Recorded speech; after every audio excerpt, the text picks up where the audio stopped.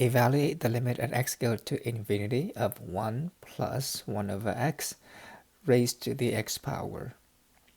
This is a very important limit, and we can't treat it using our intuition. Our intuition would tell us that this limit is 1 plus 0 to infinity, which is 1, but we will be surprised.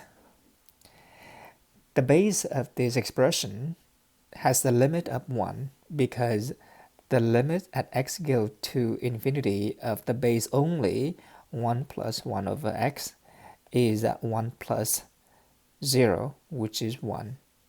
And the limit of the power at x goes to infinity is infinity. This is the indeterminate of the form 1 to infinity, and no, 1 to infinity is not 1. 1 raised to the infinity power is not 1. To find this limit, we first let y be the expression 1 plus 1 over x raised to the x power. We then ln both sides of the equation with the purpose of bringing the x to the front of ln. So ln of y is x times ln of 1 plus 1 over x.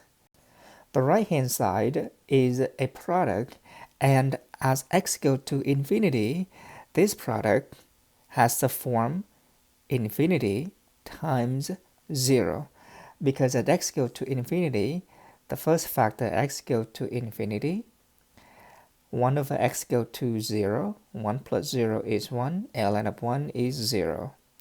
This is an indeterminate form, but we can't use the L'Hopital rule as a product form. We need to rewrite it as a quotient. The left-hand side is still ln of y. The right-hand side, to rewrite this product as the quotient, we keep ln in the numerator, ln of 1 plus 1 over x, and multiplying x is the same as dividing the reciprocal. We can check that divided by 1x is the same as multiplying x over 1, so with that we obtain the previous expression back. We still need to check that this is the indeterminate form.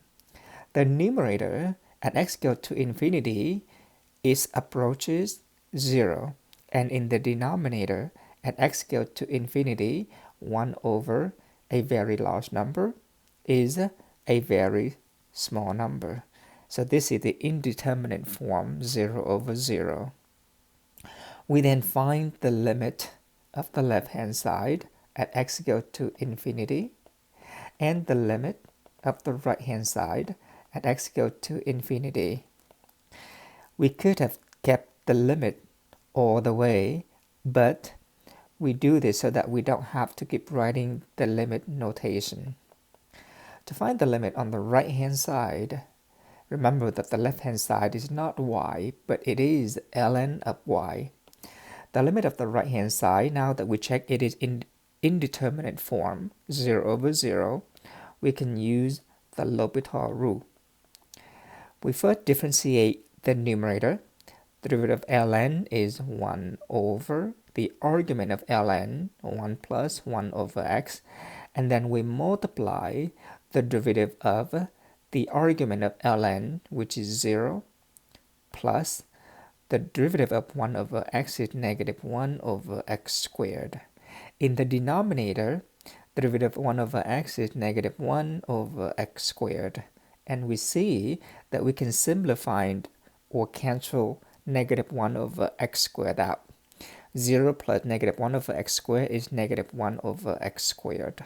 And the negative 1 over x squared canceled out. This is the limit at x goes to infinity of 1 over 1 plus 1 over x. And at x goes to infinity, the term 1 over x goes to 0. So we end up with 1 over 1 plus 0, which is 1. But again, the left-hand side is the limit at x goes to infinity of ln of y. What this means is that the limit at x equal to infinity of y alone is e to the 1. We can think of this as e both sides of the equation. But what is y? Remember that we let y be something. In fact, we let y be 1 plus 1 over x raised to the x power. And so the limit of x equal to infinity of y is the same as the limit at x equal to infinity of 1 plus 1 over x raised to the x power. And this limit is e. It is not 1 as our intuition tells us. This limit is also known as the definition of e. E is the number such that at x equal to infinity, 1 plus 1 over x, the quantity raised to the power x is exactly e.